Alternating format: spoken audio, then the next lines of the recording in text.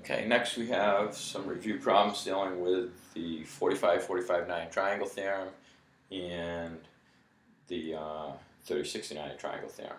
So the 45-45-9 triangle theorem says that the two legs are always equal, so x is equal to 8 on this first problem. The theorem continues and states that the hypotenuse is always equal to a leg times the square root of 2. So we get 8 times the square root of 2 for the value for y. For the 30-60-90 triangle theorem, everything is compared to the shorter leg, which is always opposite the 30-degree angle, and this has to be a 30-degree angle right here. So therefore, the theorem starts out by saying, if you take the shorter leg and double it, you'll have the length of the hypotenuse, so x is equal to 10.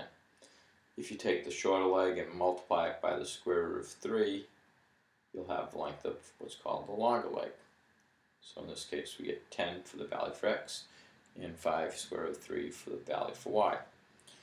Two more problems working in reverse of that. If you multiply by the square root of 2 to find the hypotenuse of a 45-45-9 triangle, you divide by the square root of 2 to find the length of a leg. So therefore you take 10 and divide it by the square root of 2. So we'll simplify that by multiplying by the square root of 2 over the square root of 2. We'll get 10 times square root of 2 over 2, and 2 goes into 2 once, 2 goes into 10 5 times, and we get 5 times the square root of 2 for the value for x. But the theorem continues and says that the two legs are equal, so y is also equal to 5 times square root of 2.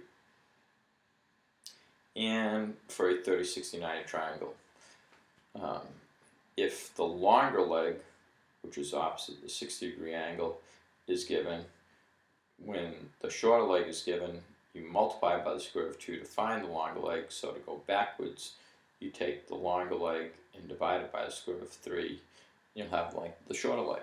So we'll simplify that by multiplying by the square root of 3 over the square root of 3.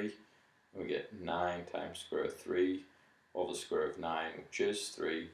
3 goes into 9 3 times, so we get the value for x is 3 times square root of 3.